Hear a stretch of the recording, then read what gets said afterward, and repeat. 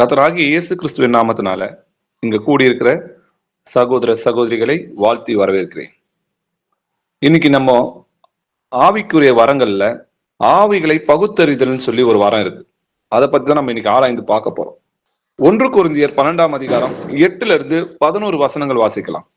எப்படியெனில் ஒருவனுக்கு ஆவியினாலே ஞானத்தை போதிக்கும் வசனமும், வேறு ஒருவனுக்கு அந்த ஆவியினாலே அறிவை உணர்த்தும் வசனமும், வேறு ஒருவனுக்கு அந்த ஆவியினாலே விசுவாசமும், வேறு ஒருவனுக்கு அந்த ஆவியினாலே குணமாக்கும் வரங்களும், வேறு ஒருவனுக்கு அற்புதங்களை செய்யும் சக்தியும், வேறு ஒருவனுக்கு தீர்க்க தரிசனம் உரைத்தலும், வேறு ஒருவனுக்கு ஆவிகளை பகுத்தறிதலும், வேறு ஒருவனுக்கு பற்பல பாஷைகளை பேசுதலும், வேறு ஒருவனுக்கு பாஷைகளை வியாக்கியானம் பண்ணுதலும் அளிக்கப்படுகிறது. இவைகள் எல்லாம் அந்த ஒரே ஆவியானவர் நடப்பித்து தமது சித்தத்தின்படியே அவன் அவனுக்கு பகிர்ந்து கொடுக்கிறார். ஆமென். ஆமென். பரிசுத்த ஆவியானவர் பாத்தீங்கன்னா நமக்குள்ள வரும்போது வரங்களோடு தான் வராரு. அதுவும் ஒரு வரங்களை மட்டும் கொண்டு வரல, அவர் வரங்களை பெற்றுக்கொண்டு வந்தார்னு சொல்லி எழுதியிருக்கு. அப்படின்னா வரங்கள்னா ஒன்றுக்கு மேற்பட்டான வரங்களை தான் ஆண்டவர் நமக்கு கொடுக்கிறார். ஞானத்தை போதிக்கும் வசனம், அறிவை உணர்த்தும் வசனம், விசுவாசம், குணமாக்கும் வரங்கள், அற்புதங்களை செய்யும் சக்தி, தீர்க்க தரிசனம் உரைத்தல், ஆவிகளை பகுத்தறிதல், பற்பல பாஷைகள் பேசுதல், அந்த பாஷைகளுக்கு வியாக்கியானம் பண்ணுதல், இதெல்லாம் ஒரே ஆவியானவர் என்ன பண்றாரா எல்லாருக்கும் பகிர்ந்து கொடுக்கிறாருன்னு சொல்லி எழுதியிருக்கு இல்லையா? அப்ப இயேசு கிறிஸ்து நமக்குள்ள வராருன்னா அப்போ நம்மளோட வரங்களோடு தான் அவர் வராரு. அவர் வரங்களை பெற்றுக்கொண்டார்னு சொல்லி எழுதியிருக்கு இல்லையா? நம்ம இடத்துல வாசம் பண்றதுக்காக மனுஷனுக்காக வரங்களை பெற்றுக்கொண்டு வந்தார்னு சொல்லி எழுதியிருக்கு. வாசிக்கலாம். சங்கீதம் 68ஆம் அதிகாரம் 18வது வசனம். தேவரீர் உன்னதத்திற்கு ஏறி சிறைப்பட்டவர்களை சிறையாக்கி கொண்டு போனீர். தேவனாகிய கர்த்தர் மனுஷருக்குள் வாசம் பண்ணும் பொருட்டு துரோகிகளாகிய மனுஷர்களுக்காகவும் வரங்களை பெற்றுக்கொண்டீர். ஆமேன். ஆமேன். அப்போ தேவனாகிய கர்த்தர் மனுஷருக்குள் வாசம் பண்ணும் பொருட்டு துரோகிகளாகிய மனுஷருக்காக வரங்களை பெற்றுக்கொண்டீர். அப்போ நமக்குள்ள வாசம் பண்றதுக்காக தேவன் என்ன பண்ணாரா? நமக்காக வரங்களை பெற்றுக்கொண்டு வந்தார். அந்த வரங்களை மனுஷருக்கு தான் அளித்தார்னு சொல்லி எழுதியிருக்கு. எபேசியர் 4ஆம் அதிகாரம் 8வது வசனம் வாசிக்கலாம். ஆதலால் அவர் உன்னதத்திற்கேறி சிறைப்பட்டவர்களை சிறையாக்கி மனுஷர்களுக்கு வரங்களை அளித்தார் என்று சொல்லி இருக்கிறார். ஆமேன். ஆமேன். இப்போ ஏசப்பா தான் மாம்சத்தில் கொலையுண்டு ஆவியில் உயிர்ப்பிக்கப்பட்டு இன்னைக்கு மனுஷங்களுக்கு வரங்களை பெற்று வந்தார். அப்போ கர்த்தர் நமக்குள்ள இருக்கிறார்னா நிச்சயமா நம்மளுக்குள்ள ஒரு வரங்கள் இல்லாம இருக்காது. ஒன்றுக்கும் மேற்பட்ட வரங்கள் நம்ம கிட்ட இருக்கும். அதனாலதான் ஆவியை அவித்து போடாதிருங்கள் சொல்லி எழுதியிருக்கு. அப்போ ஆண்டவர் எனக்கு என்ன வரங்கள் கொடுத்திருக்கிறார், அந்த வரங்களை நான் கர்த்தருக்கு என்ன பயன்படுத்துறேன்? கர்த்தர் கணக்கு கேட்பாரு. நான் உங்ககிட்ட 2 தாலந்து கொடுத்தனே, 10 தாலந்து கொடுத்தனே, 5 தாலந்து கொடுத்தனே, அதை கொண்டு நீ என்ன பண்ண? அப்போ கர்த்தர் ஆத்துமாக்களை யாருக்கும் கொடுக்கல. உனக்கு 5 ஆத்மா கொடுத்தேன், 10 ஆத்மா கொடுத்தேன்னு ஆண்டவர் சொல்ல, மாறாக நமக்கு தாளந்துன்றத வரங்களை கொடுத்திருக்கிறார். இதை கொண்டு நான் என்ன பண்ணேன்? ஆண்டவருக்காக என்ன செய்தேன்? சபைக்கு பக்தி விருத்தியை உண்டாக்கும் காரியங்களை நான் செஞ்சேனா? கர்த்தரோட பிள்ளைகளை தேவ வழியில கொண்டு போறதுக்காக இந்த வரங்களை நான் பயன்படுத்தினேனா? இந்த வரங்களை கர்த்தரோட ஊழியத்துக்காக நான் பயன்படுத்தினா அப்படின்னு சொல்லி ஆண்டவர் நம்மளை கணக்கு கேட்பார். ஆண்டவர் நமக்கு என்ன மாதிரி ஆவியை கொடுத்திருக்கிறாருன்னு பாத்தீங்கன்னா, தேவன் நமக்கு பயமுள்ள ஆவியை கொடாமல் பலமும் அன்பும் தெளிந்த புத்தி உள்ள ஆவியை கொடுத்திருக்கிறார். அப்போ ரொம்ப தெளிந்த புத்தி உள்ள ஆவியை நமக்கு கொடுத்திருக்காரு. என்ன செய்யணும், எதை செய்யணும் அப்படின்றத ஆண்டவர் நமக்கு புத்தி உள்ள ஆவியை கொடுத்திருக்கிறார், நல்ல ஆவியை கொடுத்திருக்கிறார், ஞானமுள்ள ஆவியை கொடுத்திருக்கிறார் சொல்லி வேதத்துல எழுதி. அப்படி இருக்கும்போது இந்த வரங்கள்ல இன்னைக்கு நம்ம பார்க்க போது என்னன்னு பாத்தீங்கன்னா, ஆவிகளை பகுத்தறிதல் அப்படின்னு சொல்லி ஒரு வரம் இருக்கு. இந்த வரங்களை தான் நம்ம இன்னைக்கு பார்க்க போறோம். இது இயேசு கிறிஸ்து எப்படி அந்த வரங்களை பயன்படுத்தினார் அப்படின்றத நம்ம பார்க்கலாம். மத்தேயு 16ஆம் அதிகாரம் 13-17 வசனங்கள் வரைக்கும் வாசிக்கலாம். பின்பு இயேசு பிலிப்பு செசாரியாவின் திசைகளில் வந்தபோது தம்முடைய சீஷரை நோக்கி, மனுஷகுமாரனாகி என்னை ஜனங்கள் யார் என்று சொல்லுகிறார்கள் என்று கேட்டார். அதற்கு அவர்கள், சிலர் உம்மை யோவான் ஸ்நானன் என்றும், சிலர் எலியா என்றும், வேறு சிலர் எரேமியா அல்லது தீர்க்கதரிசிகளில் ஒருவர் என்றும் சொல்லுகிறார்கள் என்றார்கள். அப்பொழுது அவர், நீங்கள் என்னை யார் என்று சொல்லுகிறீர்கள் என்று கேட்டார். சீமோன் பேதுரு பிரதியுத்தரமாக, நீர் ஜீவனுள்ள தேவனுடைய குமாரனாகிய கிறிஸ்து என்றான். இயேசு அவனை நோக்கி, யோனாவின் குமாரனாகிய சீமோனே, நீ பாக்கியவான். மாம்சமும் இரத்தமும் இதை உனக்கு வெளிப்படுத்தவில்லை, பரலோகத்தில் இருக்கிற என் பிதா இதை உனக்கு வெளிப்படுத்தினார். ஆமென். ஆமென். மனுஷகுமாரர் என்னை ஜனங்கள் யார் என்று கேட்கிறாங்கன்னு சொல்லி ஏசப்பா என்ன பண்றான்? அவங்க சீஷர்களை பார்த்து கேட்கிறாரு. சில பேர் என்ன சொல்றாங்க, நீங்க தீர்க்கதரிசின்றாங்க, சில பேர் எலியாதான்றாங்க, சில பேர் எரேமியான்னு சொல்றாங்க. அப்போ பேதுருவை பார்த்து கேட்கிறாரு, நான் யாரு, நீ என்ன சொல்ற அப்படின்னு கேட்கும்போது, அப்போ பேதுரு பாத்தீங்கன்னா, நீ ஜீவன் உள்ள தேவனுடைய குமாரனாகி கிறிஸ்துன்னு சொல்லும் போது இயேசு அவனை நோக்கி, யோனாவின் குமாரனாகிய சீமோனே, நீ பாக்கியவான். எதனால பாருங்க, மாம்சமும் ரத்தமும் இதை உனக்கு வெளிப்படுத்தவில்லை, பரலோகத்தில் இருக்கிற என் பிதா இதை உனக்கு வெளிப்படுத்தினார். இதுல நம்ம புரிஞ்சுக்க வேண்டியது என்னன்னா, பிதாவின் ஆவியானவர் தான் இதை உனக்கு வெளிப்படுத்தினாரு, மாம்சமும் ரத்தமும் இதை வெளிப்படுத்தலன்னு சொல்றாரு.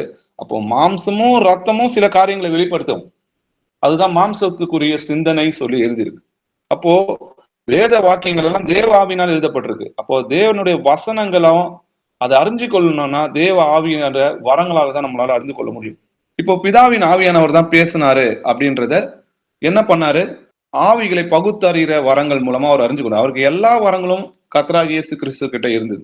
அந்த வரங்களை எல்லாவற்றையும் தன்னுடைய ஊழியத்துக்காக அவர் பயன்படுத்தினார்.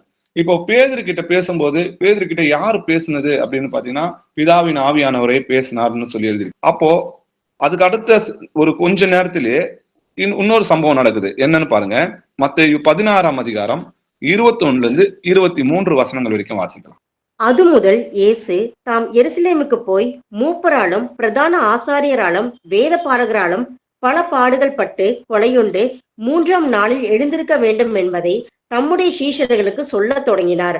அப்பொழுது பேதுரு அவரை தனியே அழைத்து கொண்டு போய், ஆண்டவரே, இது உமக்கு நேரிடக்கூடாதே, இது உமக்கு சம்பவிப்பதில்லை என்று அவரை கடிந்து கொள்ள தொடங்கினான். அவரோ திரும்பி, எனக்கு பின்னாக போ சாத்தானே, நீ எனக்கு இடரலாய் இருக்கிறாய், தேவனுக்கு ஏற்றவளை சிந்தியாமல் மனுஷருக்கு ஏற்றவளை சிந்திக்கிறாய் என்றார். ஆமீன். ஆமீன். இப்ப இயேசப்பா என்ன சொல்றாரு பாருங்க, நான் ஜெருசலேமுக்கு போவேன், அங்க மூப்பராலும் பிரதான ஆசிரியராலும் வேத பாரகர்களாலும் பல பாடுகள் பட்டு கொலை 3ஆம் நாள் நான் உயிர் தெளிந்திருக்க வேண்டும் சொல்லி தீர்க்க தரிசனங்களை நான் நிறைவேற்றணும்னு சொல்லி பேதுரு மாம்சத்தாலையும் ரத்தத்தினாலும் அன்பு கூர்ந்து என்ன சொல்றான், அவரை தனியாக அழைத்து கொண்டு போய், ஆண்டவரே, உமக்கு இது நேரிடக்கூடாது, இது உமக்கு சம்பவிப்பதில்லை அப்படி கடிந்து கொள்ள தொடங்கிறான். அப்போ அவரோ திரும்பி, எனக்கு பின்னாக போ சாத்தானே, அவனை பார்த்து திரும்பி பார்க்கிறாரு. பார்த்துட்டு, எனக்கு பின்னாக போ சாத்தானே, நீ எனக்கு இடலா இருக்கிறாய். எதுக்கு இடலா இருக்கிறாங்க? ஆவிக்குரிய வாழ்க்கைக்கும் தேவ ஊழியத்துக்கும் நீ இடலா இருக்கிற. தேவனுக்கு ஏற்றவைகளை சிந்தியாமல் மனுஷனுக்கு ஏற்றவைகளை சிந்திக்கிறார். இன்னைக்கு அநேகர் அப்படிதான். இன்னைக்கு நம்ம கிட்ட பேசுறது எல்லாம் அன்பா பேசுறாங்க, மாம்சமும் ரத்தத்தினால நம்ம கிட்ட அன்பு காட்டுறாங்க அப்படின்னு நம்ம நினைக்கிறோம் இல்லையா? ஆனா அது தேவ ஆவியானுக்கு அந்த ஊழியத்துக்கும் நம்ம ஆத்துமா ரட்சிப்புக்கும் அதுக்கு இடையூறா இருக்குதா? அது தேவனுக்கு ஏற்றவைகளை சிந்திக்கிற மாதிரி அவங்க பேசுறாங்களா, இல்ல மனுஷனுக்கு ஏற்றவைகளை சிந்திக்கிற மாதிரி பேசுறாங்களா, மாம்சத்துக்குரியவர்களை பேசுறாங்களா? மாம்ச சிந்தை மரணம் சொல்லி எழுதியிருக்குதே. அப்ப அவங்க அன்பா பேசி என்னை நரகத்துக்கு கொண்டு போறாங்களா, இல்ல கடிந்து கொண்டு புத்தி சொல்லி நம்மள நித்திய ஜீவனுக்கு கொண்டு போறாங்களா? இப்படி நம்ம ஆராய்ந்து பார்க்கணும். பேசுகிறவர்களை மனுஷனாவே பார்க்க கூடாது, அவங்களுக்குள்ள இருந்து யார் பேசுறான்றத நம்ம பார்க்கணும். அதனால்தான் இது முதல் கொண்டு நாங்கள் ஒருவனையும் மாம்சத்தில் அறியும், கிறிஸ்துவை மாம்சத்தில் அறிந்தாலும் இனி ஒருபோதும் நாங்க அவரை மாம்சத்தில் அறியும். அப்போ பேசுகிறது யார் அவங்களுக்குள்ள அப்படின்றதான் நம்ம அறிந்து பார்க்கணும். சரி, இதே போல இன்னொரு இடத்துலயும் ஆவியானவர் அவங்களை கண்டுபிடிக்கிறாரு, அவங்க அப்போஸ்தலர்கிட்ட யார் பேசினான்னு. அதையே நம்ம வாசிச்சு பார்க்கலாம். லூக்கா 9ஆம் அதிகாரம் 53 56 வசனங்கள் வரைக்கும் வாசிக்கலாம். அவர் எருசலேமுக்கு போக நோக்கமாய் இருந்தபடியினால் அவ்வூரார் அவரை ஏற்றுக்கொள்ளவில்லை. அவருடைய சீஷராகிய யாக்கோப்பும் யோவானும் அதை கண்டபோது, ஆண்டவரே, எலியா செய்தது போல வானத்திலிருந்து அக்கினி இறங்கி இவர்களை அழிக்கும்படி நாங்கள் கட்டளையிட உமக்கு சித்தமா என்று கேட்டார்கள். அவர் திரும்பி பார்த்து, நீங்கள் இன ஆவியுள்ளவர்கள் என்பதை அறியீர்களா என்று அதட்டி, மனுஷகுமாரன் மனுஷருடைய ஜீவனை அழிக்கிறதுக்கல்ல, ரட்சிக்கிறதற்கே வந்தார் என்றார். அதன் பின் அவர்கள் வேறே கிராமத்துக்கு போனார்கள். ஆமேன். ஆமேன். அவர் என்ன பண்றாரு, சுவிசேஷம் அறிவிக்கிறதுக்கு ஜெருசலேமுக்கு போகும்போது பாத்தீங்கன்னா, அங்க ஊரார் என்ன பண்றாங்க, அவரை ஏற்றுக்கொள்ளல. அப்ப ஏற்றுக்கொள்ளும் போது அவருடைய சீஷராகிய யாக்கோப்பும் யோவானும் அதை கண்டபோது என்ன சொல்றாங்க, ஆண்டவரே, எலியா செய்தது போல வானத்திலிருந்து அக்கினி இறங்கி இவர்களை அழிக்கும்படி நாங்கள் கட்டளையிட்ட உமக்கு சித்தமா அப்படி கேட்கிறாங்க. ஏன்னா எலியா வானத்துல இருந்து அக்னியை வச்சு அந்த படையில இருக்கிறவங்களை அழிச்சார் இல்லையா? அது போல நாங்களும் அழிக்கலாமா, உங்களுக்கு சித்தமா அப்படின்னு கேட்கும்போது வசனம் பாருங்க, அவர் திரும்பி பார்த்து, இதே மாதிரிதான் பேதுருவையும் திரும்பி பார்த்தார். பார்த்து, நீங்கள் என்ன ஆவி உள்ளவர்கள் என்பதை அறிவீர்கள் என்று அதட்டினாரு. யாரு அதட்டுவாரு? நீங்க பாத்தீங்கன்னா ஜீசஸ் பைபிள்ல யார அதட்டினார்னு பாத்தீங்கன்னா ஒரு பிசாசை அதட்டினார்னு சொல்லி எழுதிருக்கு. இப்போ மத்தேயு 17ஆம் அதிகாரம் 18வது வசனத்துல இயேசு பிசாசை அதட்டினார், உடனே அது அவனை விட்டு புறப்பட்டது. இந்த மாதிரி நீங்க எங்க போய் பார்த்தாலும் வேதத்துல இயேசு கிறிஸ்து அதட்டின ஒரே ஒரு ஆள் யாரு? பிசாசை மட்டும் தான் அதட்டினார். அப்போ மனுஷகுமாரன் மனுஷனுடைய ஜீவனை அழிக்கிறதுக்காக வரல, அவங்களை ரட்சிக்கிறதுக்காக தான் வந்தாரு. நீங்க தேவனுக்கு ஏற்றவர்களை சிந்தியாம மாம்சத்துக்கு ஏற்றவர்களை சிந்திக்கிறீங்களே அப்படின்னு சொல்லி அதட்டுற. அப்ப அவங்களுக்குள்ள அந்த பேசுனது பழி வாங்குதல் எனக்குரியதுன்னு சொல்லி இருக்குது. அப்ப நீங்க இந்த பழி வாங்கணும்னு நினைக்கிற இந்த ஆவி யாருடைய ஆவி? உங்களுக்குள்ள இந்த யாரு பேசுறா? அது பிசாசுன்னு அறிஞ்சு, அதனாலதான் சொல்றேன், நீங்கள் என்ன ஆவி உள்ளவர்கள் என்பதை அறியீர்கள் என்று அதட்டினார். அப்போ என்ன இருக்கும்? அந்த இடத்துல பேசுனது அவங்க அல்ல, அவங்களுக்குள்ள இந்த பிசாசு தான் இதை பேசி இருக்கிறான்னு சொல்லிதான் கர்த்தர் என்ன பண்ற அதட்டுறாரு. அது மட்டும் இல்ல, இப்போ பைபிள்ல பாத்தீங்கன்னா அநேக ஆவிகள் இருக்குது. இப்போ நிறைய ஆவிகளை பத்தி ஆண்டவர் வேதத்துல சொல்றாரு இல்லையா? இப்போ உதாரணத்துக்கு பாத்தீங்கன்னா உலகத்துல அநேக கள்ளத்திருச்சிகள் தோன்றி இருப்பதனால நீங்க எல்லா ஆவியையும் நம்பாம அந்த ஆவி தேவனால் உண்டானவைகளா என்றதை நம்ம சோதித்து அறிஞ்சு பார்க்கணும். அப்படி பார்க்கும்போது பாத்தீங்கன்னா வேதத்துல அநேக ஆவிகளை பத்தி சொல்றாரு. கலகத்தின் ஆவி, முரட்டுத்தனமான ஆவி, அப்போ பலவீனமான ஆவி, அப்போ குறி சொல்ற ஆவி, இந்த ஊமையும் சிறுவிடமான ஆவி, பொய்யின் ஆவி, இந்த மாதிரி நிறைய ஆவிகள் இருக்குது. இந்த ஆவிகள் எல்லாம் பிசாசோட ஆவிகள்னு சொல்லி எழுதியிருக்கு. அப்ப தேவோட ஆவிக்கும் பிசாசோட ஆவிகளுக்கும் நமக்கு என்ன வித்தியாசம் அப்படின்றத பகுத்து ஆராய்றது தான் ஆவிகளை பகுத்தறிகிற வரோம்னு சொல்லி நமக்கு எழுதியிருக்கு இல்லையா? சரி, அப்படி என்னென்ன ஆவிகளை பத்தி வேதத்துல போட்டிருக்கு, அதை எப்படி நம்ம பகுத்து ஆராயணும் அப்படின்றத வசனங்களோட நம்ம பார்க்கலாம். லூக்கா 13ஆம் அதிகாரம் 11 to 13 வசனங்கள் வரைக்கும் வாசிக்கலாம். அப்பொழுது 18 வருஷமாய் பலவீனப்படுத்தும் ஆவியை கொண்ட ஒரு ஸ்திரீ அங்கே இருந்தாள். அவள் எவ்வளவும் நிமிரக்கூடாத கூனியாய் இருந்தாள். இயேசு அவளை கண்டு தம்மிடத்தில் அழைத்து, ஸ்திரீயே, உன் பலவீனத்தினின்று விடுதலையாக்கப்பட்டாய் என்று சொல்லி அவள் மேல் தமது கைகளை வைத்தார். உடனே அவள் நிமிர்ந்து தேவனை மகிமைப்படுத்தினாள். ஆமென். ஆமென். இந்த வசனம் நல்லா பாருங்க. அந்த ஸ்திரீ என்ன ஆவியை கொண்டு இருந்தார் சொல்லி எழுதியிருக்கு? பலவீனப்படுத்தும் ஆவியை கொண்ட ஒரு ஸ்திரீ. அதுவும் எவ்வளோ? 18 வருஷமா. அப்போ 18 வருஷமா இந்த பிசாசின் ஆவிதான் என்ன பண்ணிருக்கு? அவங்கள பலவீனப்படுத்தி இருக்கு இல்லையா? ஏசப்பா என்ன பண்றாரு? அவங்கள தொட்டு சுகமாக்குறாருன்றதை நம்ம பாக்குறோம். உடனே அவங்க என்ன பண்றாங்க? அவள் நிமிர்ந்து தேவனை மகிமைப்படுத்தும். அப்போ இந்த இடத்துல பலவீனப்படுத்தும் ஆவி அவங்களுக்குள்ள இருந்தது அப்படின்றது ஆண்டவர் கட்டளை அறிந்து அந்த பலவீனப்படுத்தும் ஆவிக்கு தான் கட்டளை எடுக்கிறாருன்றதை நம்ம பாக்குறோம். சரி, அதே போல குறி சொல்ற ஆவி இருக்கிறவங்களும் நிறைய பேர் அநேகர் இருக்கிறாங்க. அது வேதத்திலையும் எழுதியிருக்கு, வாசிக்கலாம். அப்போஸ்தலர் 16ஆம் அதிகாரம் 16 to 18 வசனங்கள் வரைக்கும் வாசிக்கலாம். நாங்கள் ஜெபம் பண்ணுகிற இடத்துக்கு போகையில் குறி சொல்ல ஏவுகிற ஆவியை கொண்டிருந்து குறி சொல்லுகிறதினால் தன் எஜமான்களுக்கு மிகுந்த ஆதாயத்தை உண்டாக்கின ஒரு பெண் எங்களுக்கு எதிர்பட்டாள். அவள் பவுலையும் எங்களையும் பின்தொடர்ந்து வந்து, இந்த மனுஷர் உன்னதமான தேவனுடைய ஊழியக்காரர், ரட்சிப்பின் வழியை நமக்கு அறிவிக்கிறவர்கள் என்று சத்தமிட்டாள். இப்படி அநேக நாள் செய்து கொண்டு வந்தாள். பவுல் சினம் கொண்டு திரும்பி பார்த்து, நீ இவளை விட்டு புறப்படும்படி இயேசு கிறிஸ்துவின் நாமத்தினாலே உனக்கு கட்டளை இடுகிறேன் என்று அந்த ஆவியுடனே சொன்னான். அந்நேரமே அது புறப்பட்டு போயிற்று. ஆமீன். ஆமீன். இந்த இடத்துல நம்ம பார்க்கிறோம், குறி சொல்லுகிற ஆவியை கொண்டிருந்த ஒரு ஸ்திரீ. அப்போ யார்கிட்ட என்ன ஆவி இருக்குதுன்றதை நம்ம ஆராய்ந்து பார்க்கிறவர்களா நம்ம இருக்கணும். அப்போ ஆவியை பகுத்தறிகிற வரன்றது அவங்களுக்குள்ள என்ன ஆவி இருக்குது, எந்த ஆவியில அவங்க பேசுறாங்க.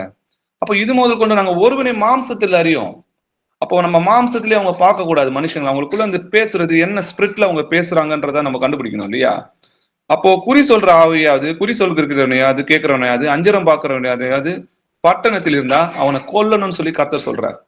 அப்போ இன்னைக்கு குறி சொல்றவங்க பாத்தீங்கன்னா இது நடக்கும் அது நடக்கணும் தீர்க்க தரிசனம் சொல்றதாக குறி சொல்லி கொண்டு வராங்க. தீர்க்க தரிசனம்ன்றது இயேசு கிறிஸ்துவோடைய சாட்சியை பற்றி சொல்றதுதான் தீர்க்க தரிசனமே தவிர அவங்களுக்கு ஒரு தனிப்பட்ட மனுஷனுக்கு என்ன நடக்கும் என்ன நடக்காது அப்படி சொல்றதுலாம் பேரு குறி சொல்றது. இப்போ அநேகம் நீங்க பாத்தீங்கன்னா ஜனவரி 1ஆம் தேதி வந்துருவாங்க. அநேக கள்ள கட்டிட சபையில என்ன பண்ணுவாங்க? இந்த குறி சொல்ற ஆவியை தான் கொண்டு இருக்கிறாங்க. அப்போ நம்ம ஆராய்ந்து பார்க்கணும் அவங்களுக்குள்ள என்ன ஆவியில நம்ம பேசுறாங்க. அவங்க சொன்னது நடந்தாலும் நடக்காவிட்டாலும் என்னது? அது குறி சொல்ற ஆவி. அப்ப இயேசு கிறிஸ்துவோட சாட்சியை பத்தி விளக்கி சொல்றதுதான் தீர்க்க தரிசனத்தின் ஆவி.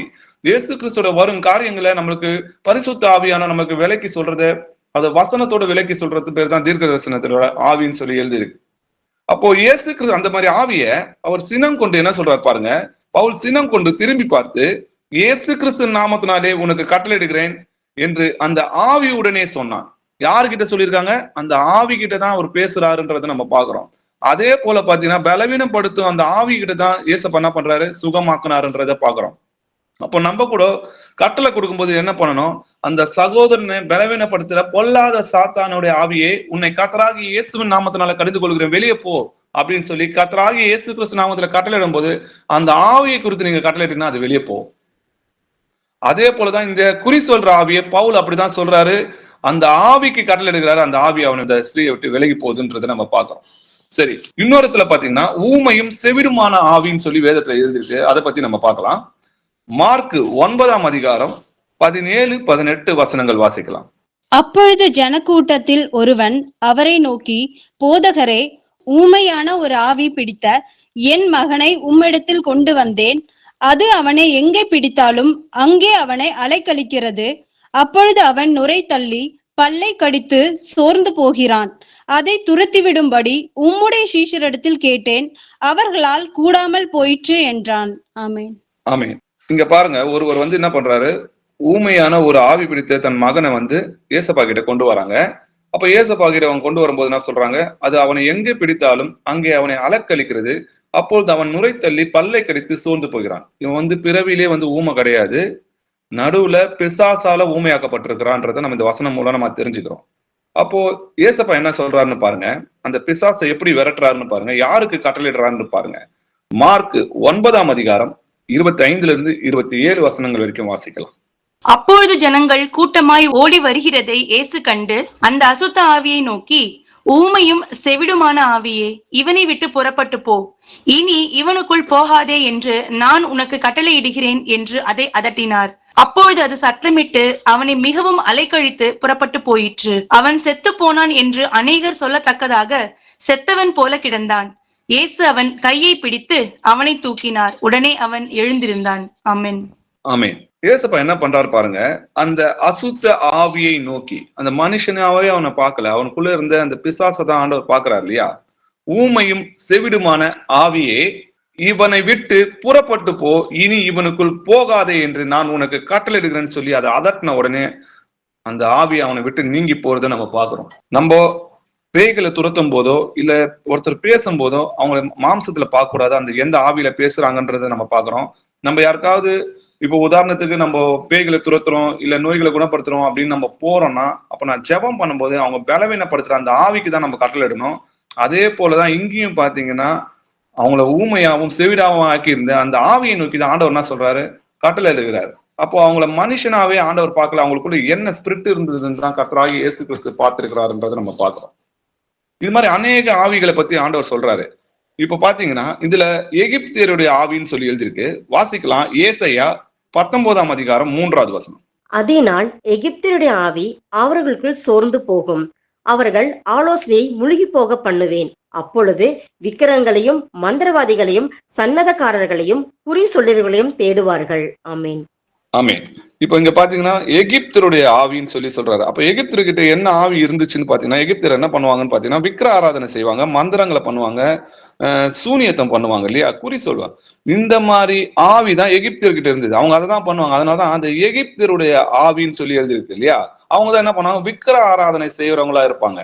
இப்ப வாசிக்கலாம், ஓசியா 4ஆம் அதிகாரம் 12வது வசனம் வாசிக்கலாம். என் ஜனங்கள் கட்டையின் இடத்தில் ஆலோசனை கேட்கிறார்கள், அவர்களுடைய கோல் அவர்களுக்கு செய்தியை அறிவிக்கும் என்று இருக்கிறார்கள். வேசித்தன ஆவி அவர்களை வழி தப்பி திரிய பண்ணிற்று, அவர்கள் தங்கள் தேவனுக்கு கீழ்ப்பட்டிராமல் சேரமார்க்கமாய் போனார்கள். ஆமேன். நல்லா பாருங்க, என் ஜனங்கள் கட்டை இடத்துல போய் என்ன பண்றாங்களா, ஆலோசனை கேட்கிறாங்க. ஒரு மரத்தை வளர்க்குறாங்க, அந்த மரத்தை வெட்டி ஜன்னல் செய்யறாங்க, கதவு செய்யறாங்க. அதுல என்ன பண்ணுவாங்க, அந்த மீதி இருக்கிற கறி துண்டை வச்சு சமைப்பாங்க. அதுவே ஒரு உருவம் செஞ்சு அதுகிட்ட சாஸ்திரமா வணங்கி என்ன பண்ணுவாங்க, எனக்கு காப்பாத்துன்னு சொல்றாங்க. அந்த பட்ட ஆவி இருக்குதான்னு கேட்டீங்கன்னா அவங்களுக்கு அறிவும் இல்லை, சொரணையும் இல்லைன்னு சொல்லி வசனம் எழுதிருக்கு. அவங்களுக்குள்ள என்ன ஆவி இருக்குதான் இப்படி பண்றவங்க கிட்ட, வேசித்தன ஆவி அவர்களை வழி தப்ப பண்ணிட்டு அவர்கள் தங்கள் தேவனுக்கு கீழ்ப்படியாமல் சோர மார்க்கமாக போனாங்கன்னு சொல்லிடுது. அப்போ ஏன் அவங்க வழி தப்பி போனாங்கன்னா அவங்களுக்குள்ள என்ன ஆவி இருக்கு? வேசித்தன ஆவி. அதனாலதான் ஆண்டவர் சொல்றாரு, கல்லு கூடும் மரம் கூடும் நீங்க வேசித்தனம் பண்ணீங்களே. அப்ப கல்லு கூடும் மரம் கூடும் யாராவது வேசித்தனம் பண்ண முடியுமான்னு கேட்டா, அவங்க அதை போய் வணங்குறாங்க, அதை நமஸ்கரிக்கிறாங்க, அதுக்கு பூஜை பண்றாங்க. அதனாலதான் ஆண்டவர் அது வேசித்தன ஆவின்னு சொல்லி எழுதியிருக்கு. அந்த ஆவி அவங்களுக்குள்ள இருக்கிறதுனாலதான் அவங்க கர்த்தரை அறியாம இருக்கிறாங்க. வாசிக்கலாம், ஓசியா 5ஆம் அதிகாரம் 4வது வசனம். அவர்கள் தங்கள் தேவனிடத்திற்கு திரும்புவதற்கு தங்கள் கிரியைகளை சீர்திருத்த மாட்டார்கள். வேசித்தன ஆவி அவர்கள் உள்ளத்தில் இருக்கிறது, கர்த்தரை அறியார்கள். ஆமேன். ஆமேன். இன்னைக்கு ரோமன் கேத்தலிக்கா இருக்கட்டும், இல்ல இந்த கட்டிட சபையா இருக்கட்டும், இயேசு கிறிஸ்து தேவன் போய் நான் சொல்லும் போது ஏன் அவங்க கேட்க மாட்டாங்க? நம்ம எத்தனை பேர் போய் அவங்க கிட்ட பிரசங்கம் பண்றோம்? ஏன்னா அவங்க கிட்ட ரோமன் கேத்தலிக் கிட்ட ஓப்பனாவே சிலை வழிபாடு பண்ணுவாங்க. இது இந்த பெந்தேகோஸ்தே சபையில இருக்கு. நீங்க பாத்தீங்கன்னா தசம பாகம் காணிக்கைன்னு சொல்லி என்னன்னு பாத்தீங்கன்னா விக்கிர ஆராதனை, எப்படி பொருளாசை ஆகிய விக்கிர ஆராதனை ஆவி அவங்களுக்குள்ள இருக்குது இல்லையா? அதனாலதான் அதை வேசித்தன ஆவி அவங்க உள்ளத்துல இருக்குது. அதனால அவங்களுக்கு கர்த்தரை அறியார்கள். அது அவங்களுக்கு பைத்தியமாக தோன்றும். தேவன் ஒருவர் சொன்னா அதை அவங்களால அறிஞ்சு கொள்ள முடியாது. இன்னும் நிறைய ஆவிகளை பத்தி வேதத்துல எழுதியிருக்கு. வாசிக்கலாம், 1 ராஜாக்கள் 22ஆம் அதிகாரம் 20-23 வசனங்கள் வரைக்கும் வாசிக்கலாம்.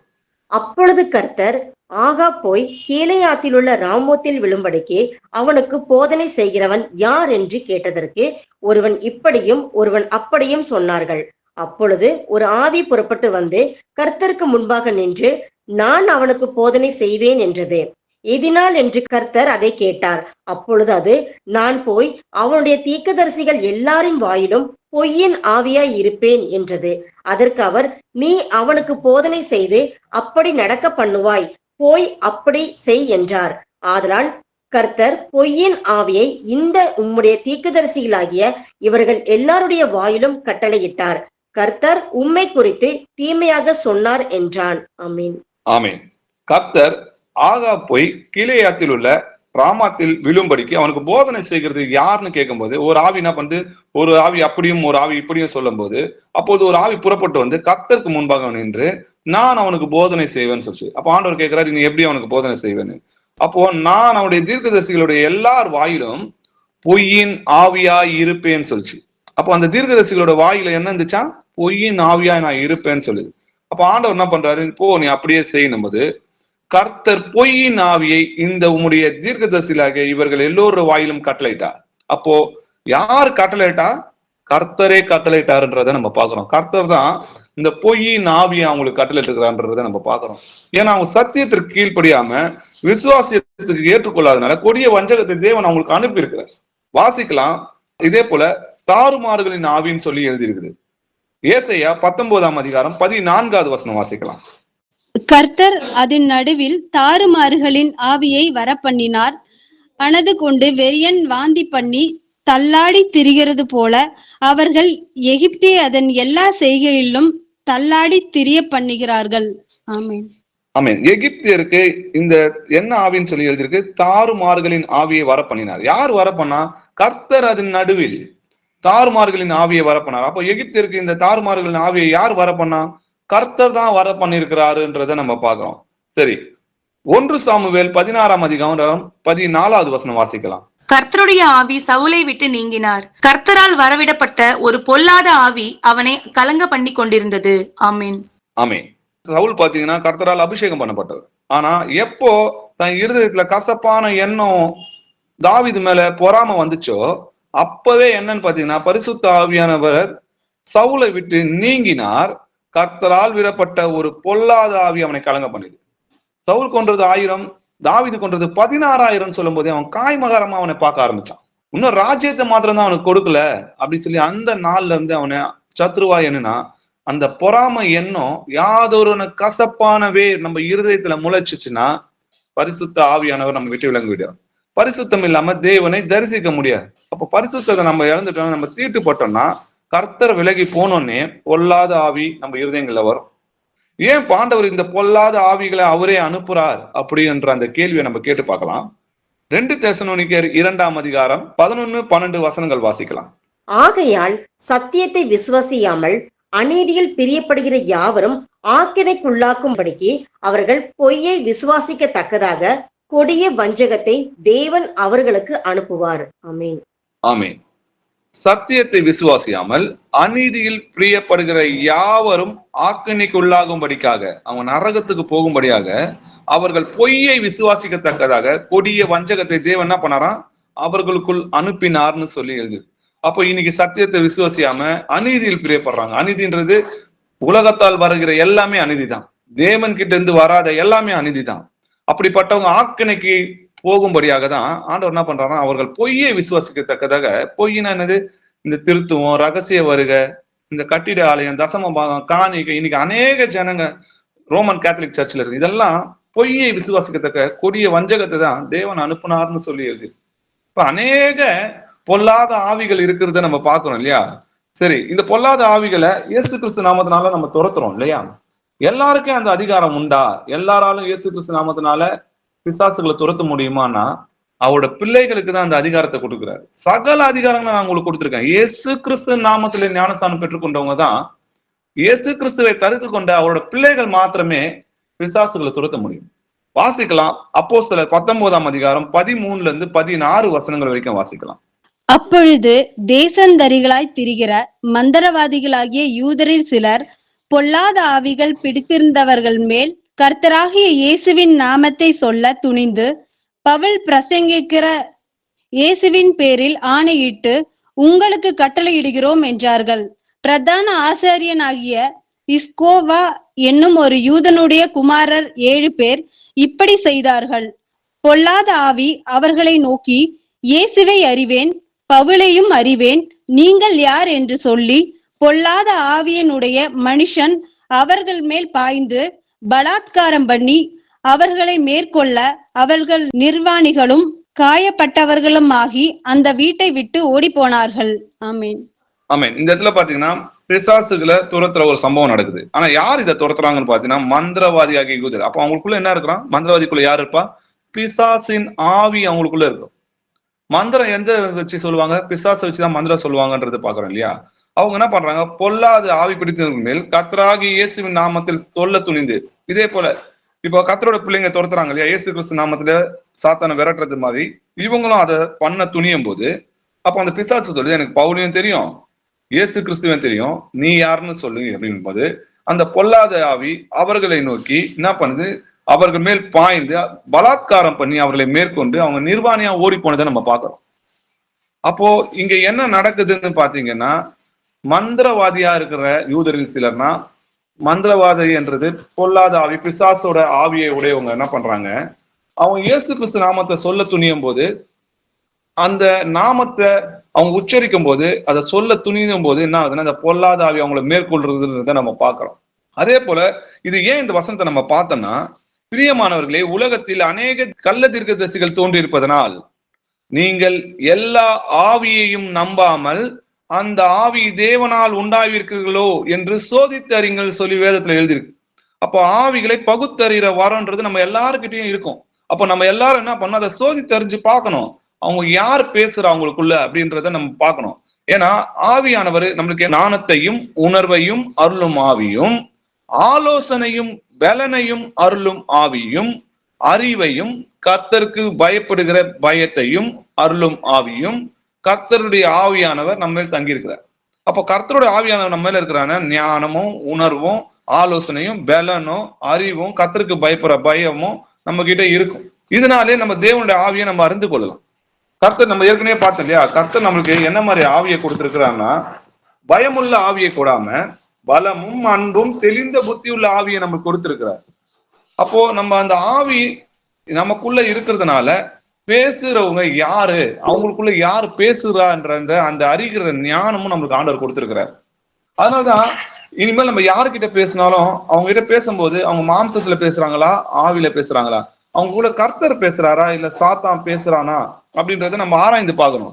வாசிக்கலாம் 2 கொரிந்தியர் 5ஆம் அதிகாரம் 16வது வசனம் வாசிக்கலாம். ஆகையால் இது முதற்கொண்டு நாங்கள் ஒருவனையும் மாம்சத்தின்படி அறியோம். நாங்கள் கிறிஸ்துவையும் மாம்சத்தின்படி அறிந்திருந்தாலும் இனி ஒருபோதும் அவரை மாம்சத்தின்படி அறியோம். ஆமேன்.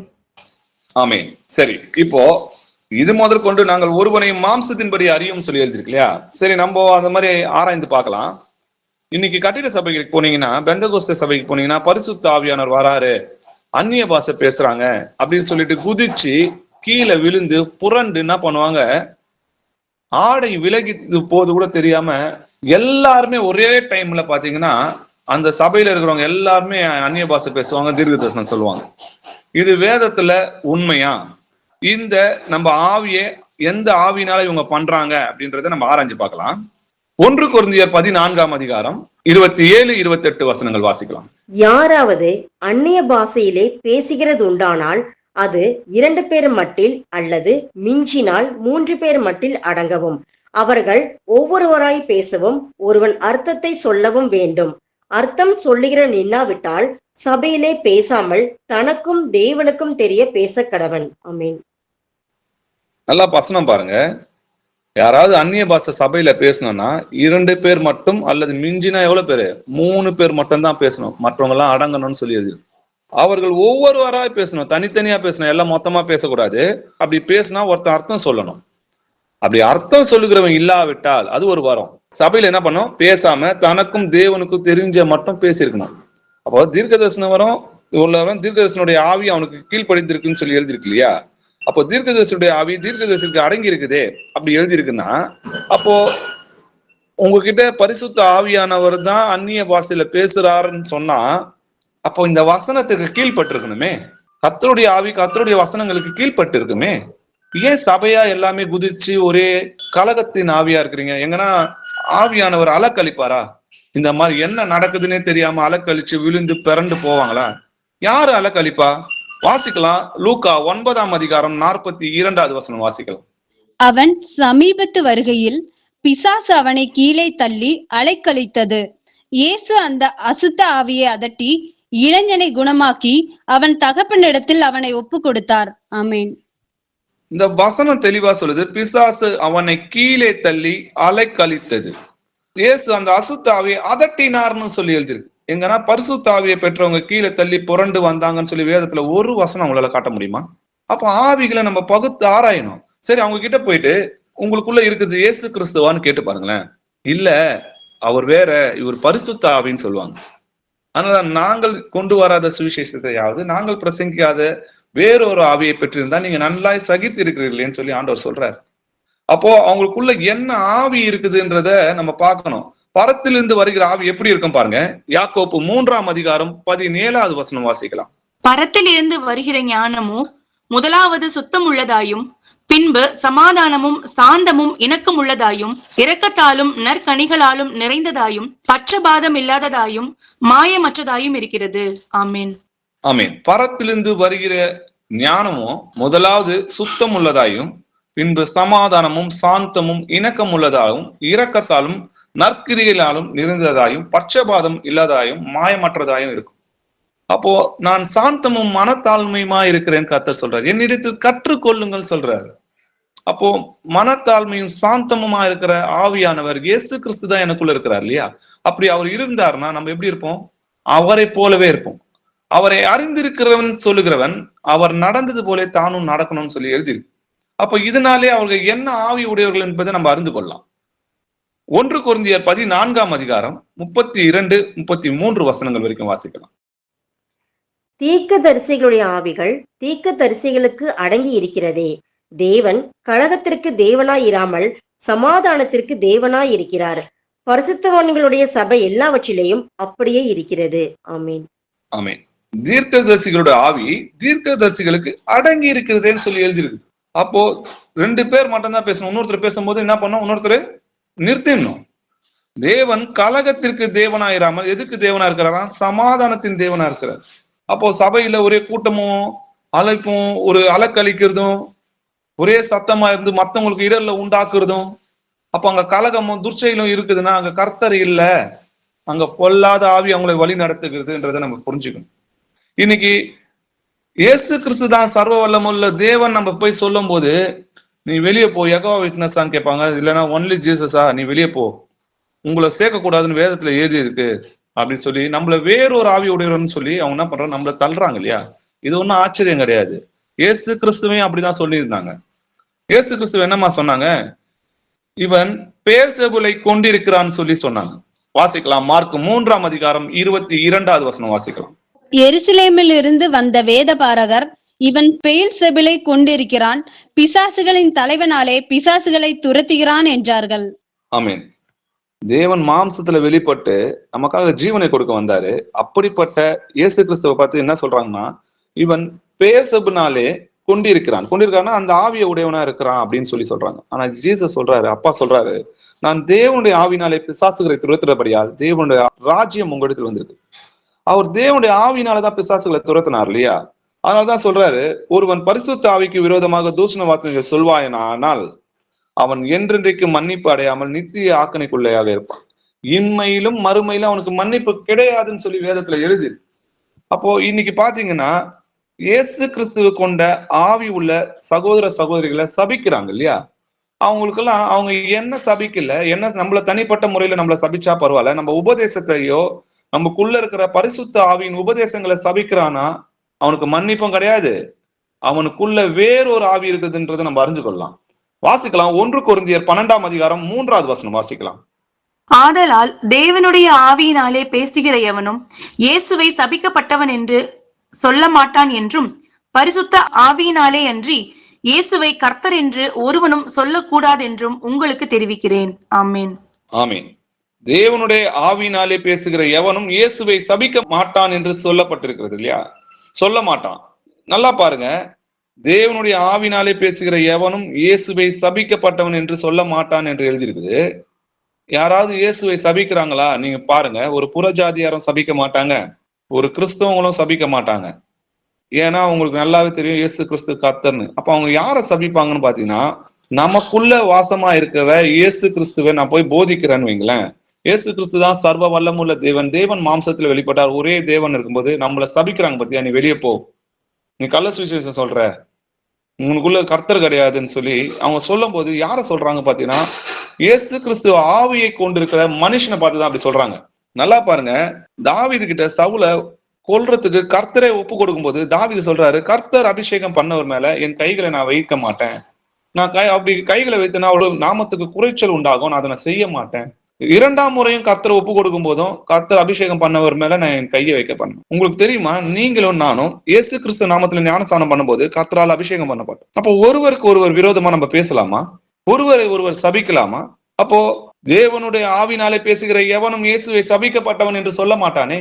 வாழ்கிறது நான் அல்ல, கிறிஸ்துவே எனக்குள் வாழ்கிறார்னு நம்ம சொல்லிக்கிறோமே. அப்போ இயேசு கிறிஸ்துவின் நாமத்தினால ஞானஸ்தானம் பெற்ற ஒரு சகோதர சகோதரி அவங்களுக்குள்ள என்ன பண்ண மாட்டாங்க, ஒருத்தரை சபிக்க மாட்டாங்க, ஒருத்தரை தூஷிக்க மாட்டாங்க. அதனாலதான் பரிசுத்த ஆவியே அன்றி இயேசுவை கர்த்தர் என்று ஒருவனும் சொல்லக்கூடாது. அப்போ கர்த்தர்னா அது ஒருவர் தான், அவர் தேவன் தான் மாம்சத்துல வெளிப்பட்டு நம்மளை ரட்சித்தாரு அப்படி அறிந்து அவங்களுக்குள்ளதான் தேவனுடைய ஆவி இருக்கும். அதனாலதான் ஆவியானவர் இந்த இடத்துல 2 வசனம் சொல்றாரு. ஒண்ணு, தேவனுடைய ஆவினாலே பேசுகிற எவனும் இயேசுவை சபிக்க மாட்டான், என்ன இயேசு கிறிஸ்துவோட நாமத்துல ஞானஸ்தானம் பெற்று அவருடைய பிள்ளைகளை சபிக்க மாட்டான். அதே போல பரிசுத்த ஆவியா என்று இயேசுவை கர்த்தர் என்று நீங்க சொல்லாதீங்க, சொல்லக்கூடாதுன்றாரு. ஏன்னா தேவன் ஒருவர் தான், அவர் தான் நமக்காக மனிதனா இறங்கி வந்தார். இதுதான் சத்தியம். இயேசு கிறிஸ்துவை கர்த்தர் என்று போதிக்கணும்.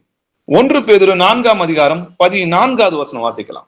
நீங்கள் கிறிஸ்துவின் நாமத்து நிமித்தம் நிந்திக்கப்பட்டால் பாக்கியவான்கள், ஏனென்றால் தேவனுடைய ஆவியாகிய மகிமையுள்ள ஆவியானவர் உங்கள் மேல் தங்கி இருக்கிறார், அவர்களாலே தூஷிக்கப்படுகிறார், உங்களாலே மகிமைப்படுகிறார். ஆமீன்.